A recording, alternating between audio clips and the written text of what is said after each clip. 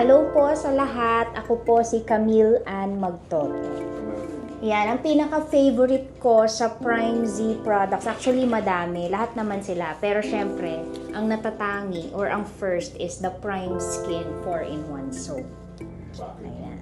So itong si Prime Skin kapag ginamit or pag ginagamit ko kasi siya, alam mo yung feeling na parang ang linis-linis mo talaga, no? Tsaka yung nakakabanat siya ng face, no, sa balat mo. And hindi ko pa kasi siya na-experience sa ibang mga sabon na nagamit ko. Yes. So may banat factor siya. Meron. Ba't kaya siya may banat factor pala rin? Sabi nila it's because of the niacinamide.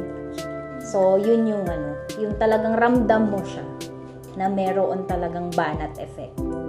Yan. So yung mga wrinkles dyan, 'di ba? When you use this soap, it may, 'di ba? Yung malesen. Yan. Okay. About sa whitening naman. Sa whitening naman, kasi parang maputi naman na kasi ako eh.